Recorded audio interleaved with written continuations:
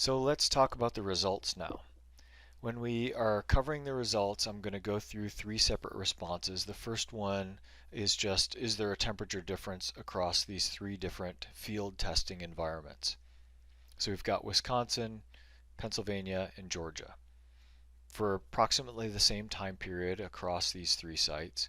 And what you can see is there's not much fluctuation in the temperature in Wisconsin, and it's pretty close to freezing most of the time. It's consistent and it's cold. In Pennsylvania, it's on average a little bit colder than in Georgia, but there's a lot of variation. Now, this variation is potentially an issue later on. Is it variation that the mosquitoes are adapted to, or is it the warmer temperature?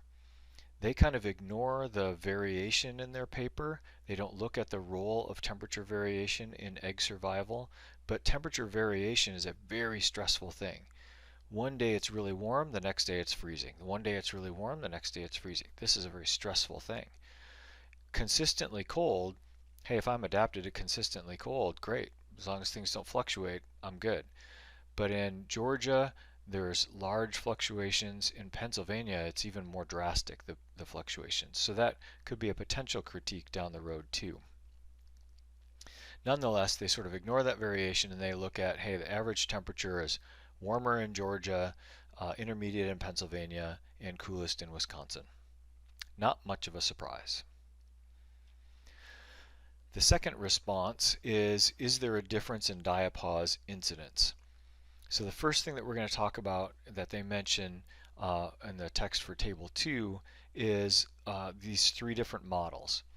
So in the results on page 4 and getting into page 5, they talk about the different kinds of models and which models are actually the best. And we've got this AIC value is 229 here, and that's lower than these other two models. So what that would say to us is, hey, whatever model includes latitude, the continuous variable, is really the best model. So that's how we interpret this figure. This is the best one. It's got the highest weight. These are really tiny weighted models. So the best term overall is one that includes latitude. That's the best model. And what I've done here is I've clicked in the statistical table that shows us the statistical results as represented by these figures, primarily this figure. But first, let's step back and look at this figure. What this figure shows is the diapause incidence for the average of three populations at the range edge. So they came from three different populations at the range edge, and they were grown in environmental chambers. What is the incidence of diapause induction when they should undergo diapause? And about 96% of them undergo diapause sort of when they should. This point right here, incidentally, is the average. It's going to be the average of these three red points right here. This point is the average of the three populations that were collected from the range core. So Georgia, Alabama, South Carolina. That's these three populations, and on average, a smaller number of them underwent diapause. A smaller proportion of all the eggs from those three populations underwent diapause when they should have, because it was cool and there was not much light. Recall again that different letters above these averages indicate that these two values are statistically and significantly different from one another. There's not much variation here in the three edge populations, but there is a lot of variation in these three red range core populations, and that's why the error bars here are so large. Now, in the last slide, we saw that the AIC was best for the model that included latitude. So essentially what that means is this categorical response of did you come from the edge or the core is not the best way to represent the data. The best way is to include latitude as a continuous variable. And so what they've done to show us that is here's the three populations and their latitudes that are from the range core. Here are the three populations and their latitudes from the range edge. There's not a lot of variation among those, but there's a lot more variation among these three. And then they've applied it to data from a different study, which is kind of confusing because they never ever refer to what this line is with the triangles, not that I can find anyway. But these data kind of show the decline of populations tested in another paper. This is the diapause incidence from populations collected at a whole bunch of different places, and here's where theirs from this study fit. And it's sort of nice that theirs fit fairly well along this smoothed curve. So these kind of fall out where we expect them to fall out. Now, one of the things that I don't like about this particular result, this is not anything that they've tried to fake or anything, but in this particular result, this population is pretty darn similar to these, probably identical. This one, not really that different from here. I wonder how much of this result, this difference, is driven by this population or maybe this one. In the last paper that we looked at, they did a really nice thing, which was to take outliers, rerun the analysis, and see how important or influential those outliers were. They didn't do that here. And I kind of feel like a lot of the result is driven by this particular population. And I don't know which one that is, so I'm not sure what to do with that. Nonetheless, it does seem like edge populations are more likely to enter diapause. Now let's get on to the third and final response, which is egg survival in the field. Now this is when they did their reciprocal transplants, and they took populations from, again, those 6 sites, but then transplanted them to only 3 different locations. So first let's look at the AIC table just to kind of make sense of what they're saying. It's not super important for the interpretation, but the best model, the one with the lowest AIC value, included the location of the source, so the latitude of the source, not the location as a categorical variable, but the latitude, the winter location, and the interaction between those two terms. So this would be the categorical version, and this would be the continuous version of where did those eggs come from.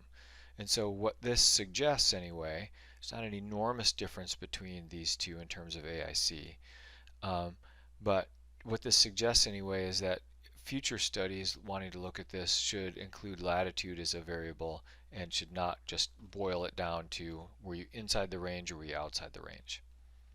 So I'm going to build this slide focusing on the interpretation of this particular table. This one actually shows the statistical results, and for a while we'll ignore estimate, the standard error, and the z-value and just focus on this p-value.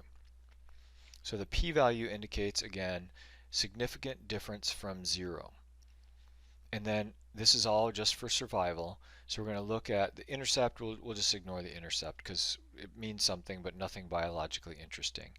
We'll jump right down here to the latitude.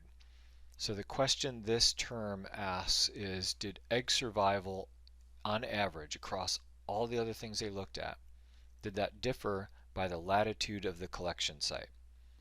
And it does. The p-value is 0.003, so pretty highly significant.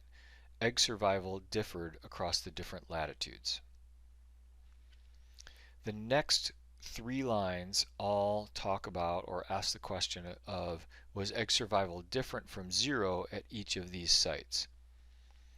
Yes, egg survival was greater than 0 in Georgia. Yes, it was greater than 0 in Pennsylvania. Oh, p-value is 1.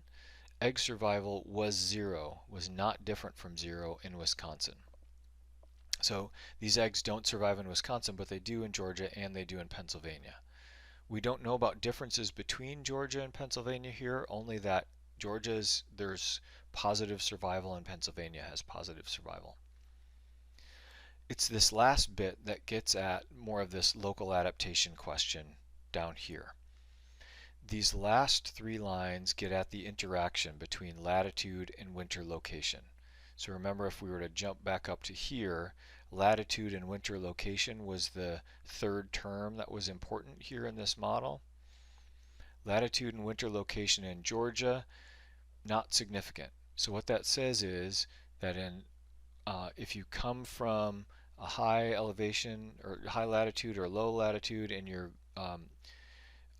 overwintering in Georgia, same response. It's this term right here that indicates local adaptation.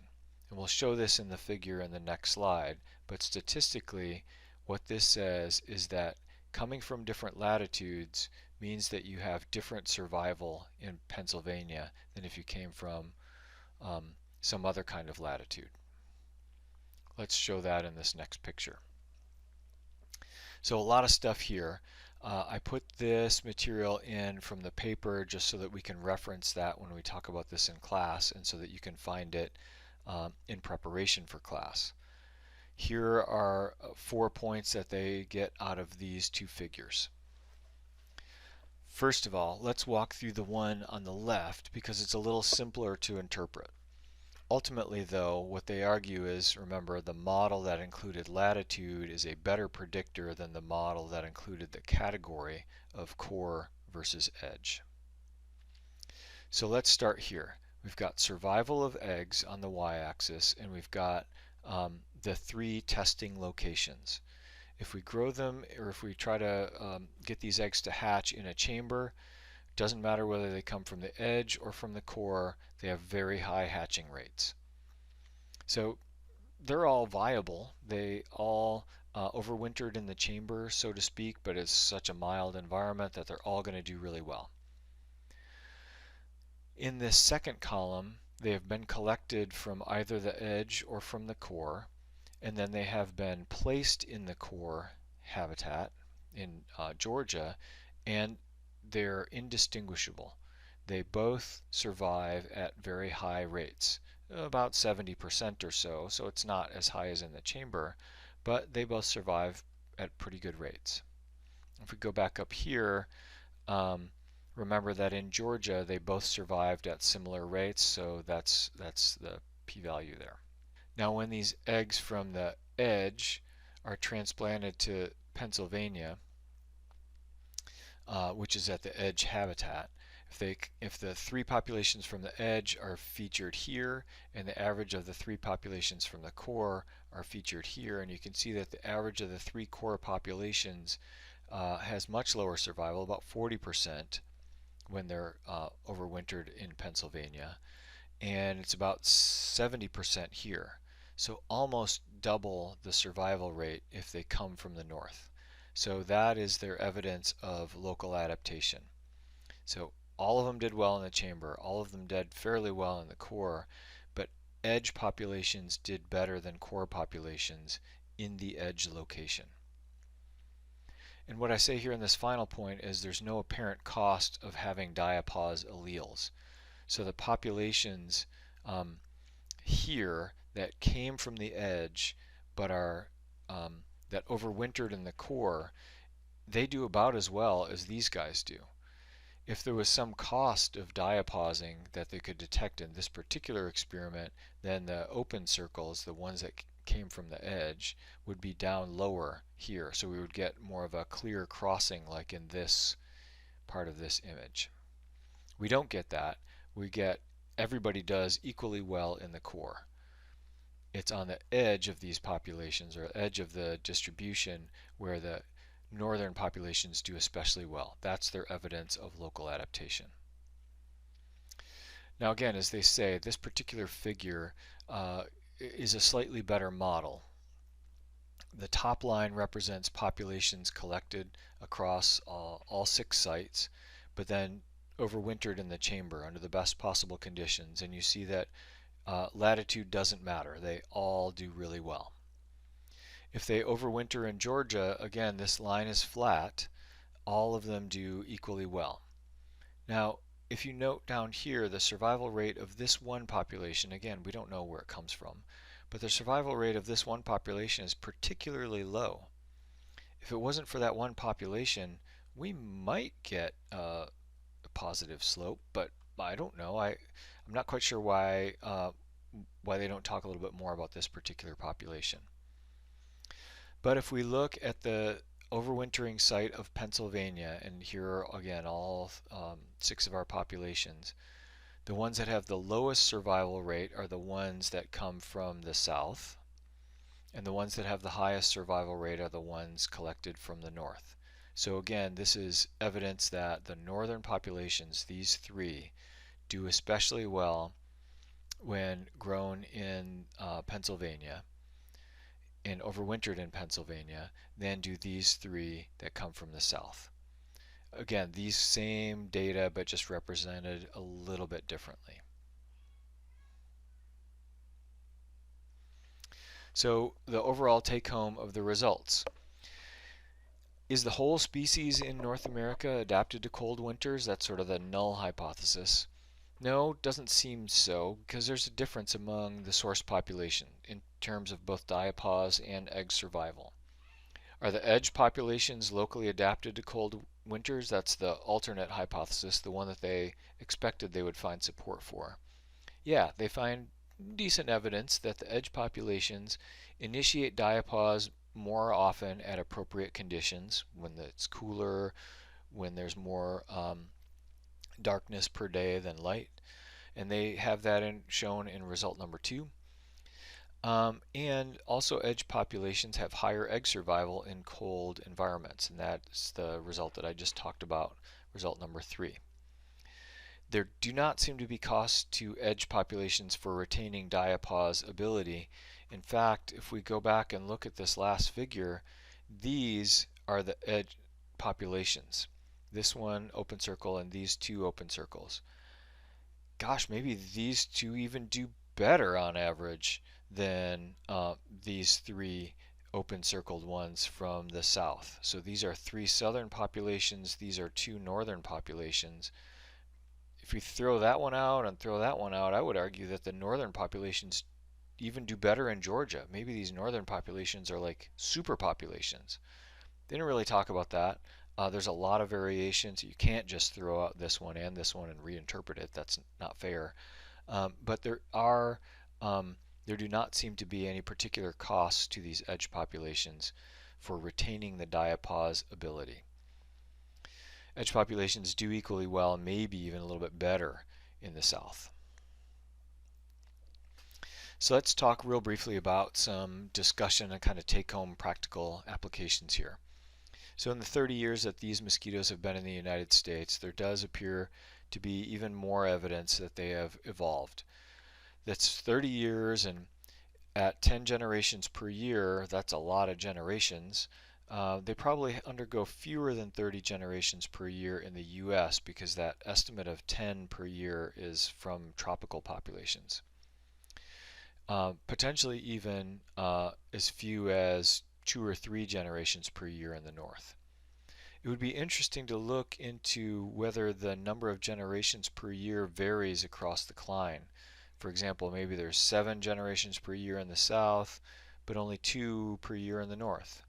That's something that might actually slow the ability of these mosquitoes to adapt to cold temperatures, having fewer generations per year. There appear to be adaptations for both diapause and egg survival. These are 2 separate traits. Diapause is sensitivity to environmental conditions in terms of phenology or different life stages. But egg survival, there's probably something about the physiology of those eggs that makes them more resistant to cold temperatures. And as I mentioned when we talked about the first result, there might be something about egg survival with the ability to tolerate huge fluctuation swings in temperature that they observed in Pennsylvania. So that would be another direction to go potentially in the future. Why would a non-scientist care about this study? Man, this is one of the easiest questions of the whole paper. These things carry diseases, and these diseases are bad. So why would a non-scientist care? I want to be able to be free of Aedes albopictus and the diseases that they carry in Wisconsin. How do we ensure that happens? Well, if we're talking about how we can ensure that that happens, how we can spread the adaptation to colder temperatures, that's a management question.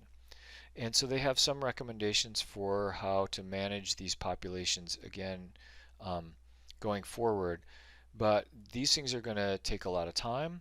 They're going to take a lot of effort and a lot of money. two of the suggestions are to focus on these locally adapted sites and try to wipe those out, these little seed populations, but also to do a better job of controlling the invasion routes, which would be through things like abandoned tires and other breeding habitats. I have a few different critiques and then maybe one other future idea that they could potentially pursue. I mentioned this earlier on. I was never really clear on what the sample sizes were, and I think that's a problem. I don't know that it raises to the level of being a real serious problem, but I'm pretty curious about it, and I wish they would have that information in a supplemental file. I don't think that's the strongest critique that people could come up with, um, but it's worth mentioning that you should really report your sample sizes. I think that they found relatively weak evidence for low diapause in these core populations. Again, I mentioned this when going through the figures. My concern is that the results shown in figure 3 were really driven by one, maybe two populations. I'd like to know a little bit more about those, and I think it might change their interpretation of their results. If that's the case, maybe this rises to a slightly higher level of critique. I think we can also talk about other possible critiques when we meet online to discuss the paper. Finally, another thing that one could do in the future, it's relatively easy to grow many, many generations in chambers with the potential of having upwards of 10 per year. How many generations does it take before they actually see adaptations in these egg physiological traits or in these responses to different temperatures or photoperiods? So one of the things that they could do is just do a multi-generational experiment in environmental chambers and select for different environments, cold temperatures, low light, etc., and then see how these mosquitoes respond.